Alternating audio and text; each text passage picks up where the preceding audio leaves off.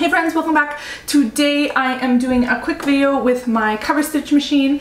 I missed getting this up for you on Thursday. If you saw my YouTube post, you know why. I forgot my mouse and my keyboard for my computer when we went camping, so I couldn't edit the video. Anyway, I'm getting it to you now, mostly so that I can have another opportunity to tell you to enter the giveaway. This giveaway. If I get to 2,000 subscribers before Monday, I'm gonna be adding more to the giveaway. Likewise, if I hit 1,000 Instagram followers, I'm gonna be doing a separate little Instagram giveaway there, which will be digital and it'll be available to anyone worldwide with a computer, smartphone, or internet access. And now that that's out of the way, let's get into the video for the cover stitch machine. Today I'm going to be trying some different cover stitch feet. So I got this cover stitch kit when I purchased my cover stitch serger combo. I have a video for this machine. I will link it down below for you guys, of course, but it also came with this kit. There are 5 different cover stitch feet in here. And this is made by Inspira, but it does say on here that it is made for Husky Lock and then the Cover Lock 3.0, 4.0, which I have the 3.0. Again, watch that video. Don't mind my stained fingers, those are from cherries. So there is the flat trim foot, the join and fold edging foot, the strap and belt loop foot, the clear cover stitch foot, and the piping foot with cording guide. So I'm gonna go through those all with you right now and let's get started. And this is actually my first time using all of these feet other than the clear one, which we'll talk about in a second. So this is a total learning curve for me. I'm doing it with you and that's the best way I love to learn. So I might as well bring you along with me. Let's go.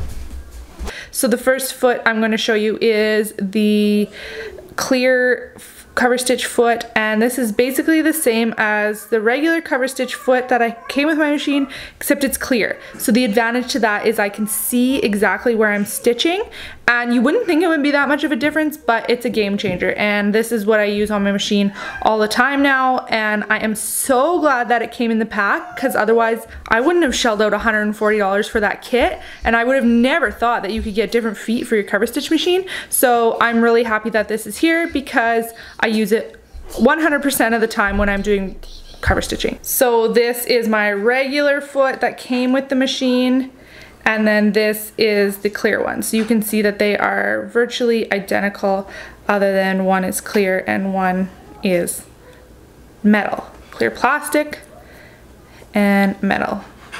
And they just snap onto my machine like normal. The flat trim foot. So I'm gonna pop this on my machine and get all the settings ready, and then we'll chat about that. Okay, so I have it set to cover stitch wide, which is what it says, set the machine for cover stitch wide. If you have this Cover Lock 3.0, your manual has an awesome table of like what everything needs to be set to. I can't speak for other cover stitch machines, but that's what the FAF one has, and I love it, love it, love it. It makes things so much easier to set, and I can just refer to this anytime I need to change things or when my kids get into here and change the settings. So anyway, that's the first thing. Set the machine for cover stitch wide, did that. Snap on the flat trim foot, did that. Use default stitch settings, did that. That's this knob here on H. Okay, now I need the fabric. So now insert the fabric edge into the lower section on the left side of the foot. Okay, so I'm sliding it in there so you can't go any further, and it says to take it up to under the needles. Okay, so that's that. And then it says insert the trim into the upper section on the right side of the foot. Slide the trim toward the back of the foot beyond the needles, leaving a short tail of trim behind the needles. Okay, so basically what happens here is the foot allows 2 layers to be separately fed into here while being sewn together, but fed separately. So you could definitely do this like on your own, but this allows it to be like self-proportioned, I guess, where you don't, you know, it only goes so far, the fabric only comes so far this way, and then the trim only can go so far that way. Okay, so now I'm gonna lower my needle needles and the presser foot. Okay, and now I'm gonna sew. And it says to hold this back here with your left hand and pull gently. You want a trim that doesn't have stuff on the left side, like lace or something that has these loops here, because the needle is like right on those basically. So that's one thing to consider, is to make sure that the left side doesn't have anything on it. It isn't adjustable to move fabric and trims different widths apart. This kind of does it like right along the edge. So I mean, yes, you could just not feed your fabric in so much, and I think you could probably put it underneath here as well. And then maybe you could even do 2 layers. But anyway, that's advanced. Other than that, yeah, I think it's really nice. And if I had like a different, like in the picture here, they have this really nice crocheted lace type thing, and it hangs over quite a bit over the edge. So if I had something wider, obviously that would have worked better, but got the hang of it. I have some ideas in mind where I could use this now, like instead of hemming or something like that, you can do this at the bottom of a skirt. Just again, caution that it can still unravel, so you might want to serge it first or something like that. Oh, so I guess it does say in here that if you want a finished fabric edge, press a 1/4 inch hem to the right side of the fabric before inserting the fabric into the flat trim foot. So that would be like coming up onto the top of it. And then the lace or whatever trim you're using will cover the fabric raw edge when sewn in place. The next one is the join and edging foot. And this looks almost identical to the flat trim foot, but the difference is underneath here. So you can see the flat trim foot has the flat side on the left when it's on your machine. On the join and edging foot, it has this lip little wall thing on the left side, and that is obviously to join things. But yeah, the inside, I don't know, it's hard to see. But the insides both have these like channels for the fabrics. So we just went through the flat trim foot, and now we're gonna go through the join and edging foot, which has this wall thing on the left side of your foot, and it has that little curve in there like that. The fabric just goes in on the right side now, and then the lace also goes on the right side, but the fabric gets folded. Okay, this is kind of tricky. So there is this where the foot is here, you can see that this fabric has to go in and around this thing. So this actually reminds me of when I use my roll hem foot on my other machine. It reminds me of that. Like, it's kind of finicky to get into. So then I can look underneath and see that it is all the way over to this edge. So that's there. And then it says to slide the fabric to the back underneath the presser foot and the needles. So I'm just gonna use my tweezers. Yeah, I would recommend, highly recommend getting yourself some needle nose tweezers if you don't have them already. This machine actually came with them. I didn't have any before that, and I don't know how I survived. So this, you're just gonna kind of want to keep it folded here to keep it feeding through. Okay, so I'm under the needles there now. Okay, so now I need to insert the lace into the right lace guide and pull a lace tail about 1 inch behind the foot. So I'm using this pretty lace. Okay, so this time the lace is going underneath. And on this foot you can adjust this screw somehow. That'll do something. Right now I'm just going to worry about getting it in here and doing it the way it's set.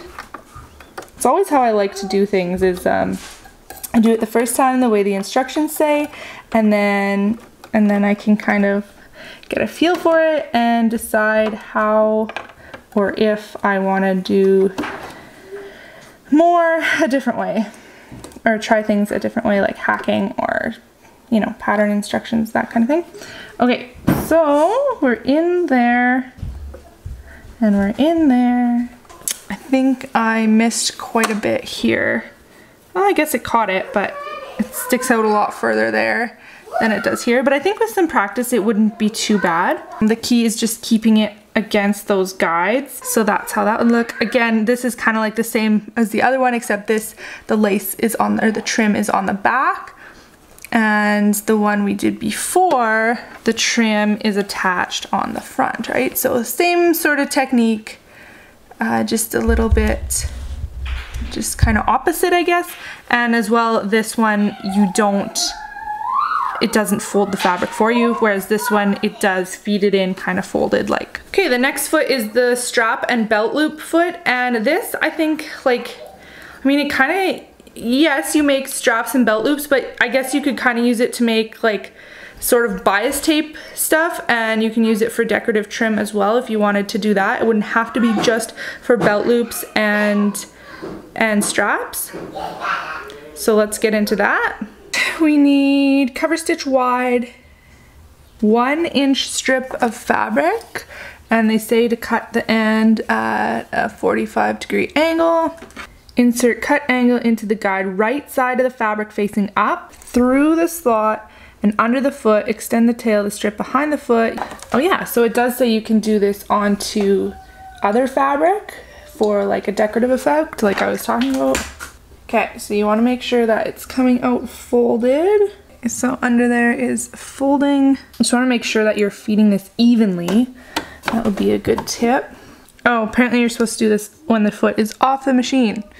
That would be more helpful, easier. 2 inches behind the foot. Lower the presser foot. Sew the first few stitches. Stop and clip the needle threads close to the presser foot and continue sewing. For even feeding, hold the fabric strip slightly below the first guide in the front of the foot. Sew at medium speed, check the fabric as you sew to ensure proper feeding. Alright, so I would say that turned out the best out of all of the feet. I would need to adjust some of the settings. I see it's a little bit, it's getting a little bit tunnely. And the other thing I will say is it doesn't do it evenly. So I'm not sure, it doesn't say anything about adjusting, but for some reason it wasn't going in evenly down the center, so that could be operator error. I'm not really sure. And then the last one is the piping and cording foot. I don't actually have cording. I do have something that I think will work. It's actually shoelace, but we're gonna get into this next and you'll see how it works, and so will I, because this is my first time using these feet. So it says to set it to chain stitch for the piping foot. So typically the chain stitch uses the D needle, but in the instructions for the piping foot, it says to use needle E. So I only want needle E. Snap on the piping foot. Let's take your cord, and I'm just using shoelace because this is what I have. This particular one fits with 1/4 inch to 5/8 inch cord. Cut a strip of fabric 1 inch wide on the bias. I think that's just so that you can go around curves and stuff better. Wrap the fabric around the cord in the front of the foot. Slide the fabric under the foot. So I guess we want it to wrap on the right side. The fold will be on the right side. I'm not really sure why you wouldn't do this ahead of time.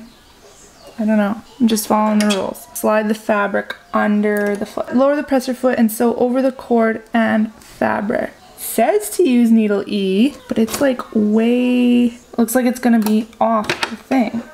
Off the cord. So I think I should be wrapping it the other way because it's stitching to the left of the cord, and in the picture it shows it's stitching to the right of the cord, and the picture shows to the left. So there's the back with the chain stitch.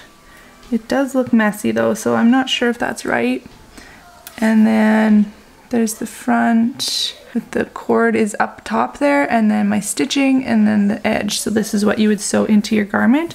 I really like this. I will actually, I feel like I need to order some piping or some cording now and make my own piping for all kinds of things, because this is great to match exactly your fabric. So yeah, Pretty cool. Yeah, I don't know if this back is right, but you get the idea. So that was me trying out the different pressure feet. There was one more piece, this one here, that you can use to do corded tucks and decorative trim, but I think I'm gonna save that for another video. So if you're interested in that, make sure you hit that subscribe button. Other thing is, make sure you get entered into that giveaway video, or giveaway, because it's ending very, very soon. There's only a couple days left to get entered. And if you want to see more videos like this of me like trying different sewing gadgets and stuff, give this video a thumbs up so I know that you like it and want to see more content like this. Other than that, I don't have too much to say. I will see you guys on Monday with a new video. It's a fun one. It's a fabric haul, and man, is there a lot of fabrics in this haul. So make sure you hit that subscribe button so you don't miss that, and I will see you then. Have a great weekend, guys. Bye!